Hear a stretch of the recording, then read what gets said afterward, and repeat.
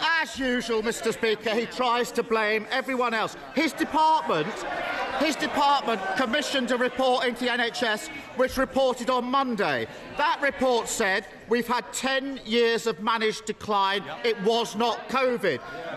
Responsibility is sitting right there. And the reason he can't choose nurses over non-doms is because he's too weak to stand up to the tax avoiders. For 12 years, they haven't trained enough doctors and nurses.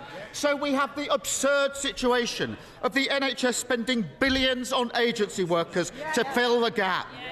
Why should the country have to put up with money that should be spent treating patients being wasted plugging gaps instead?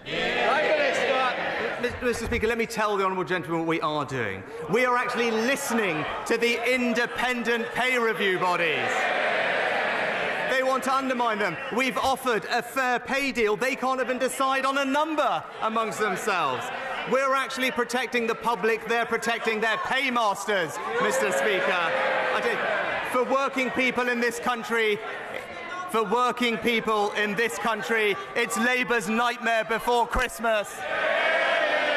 Here's Starmer. There he goes again, pretending everything is fine. Try telling that to those on waiting lists or those that can't afford to pay for a next-day GP appointment.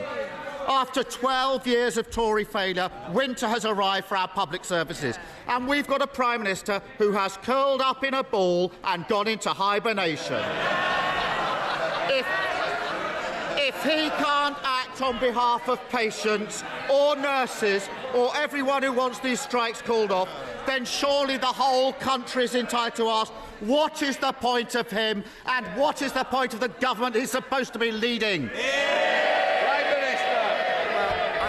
Mr. Speaker, he talks about COVID not having an impact. Ambulance waiting times for Category 1 ambulance waiting times in February of 2020 were actually completely on target, Mr. Speaker. COVID has an impact, and that's why,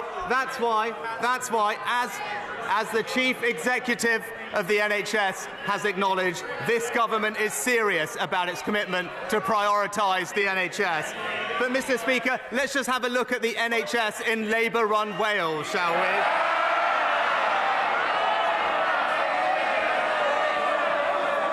The worst A&E times in the country, Mr. Speaker.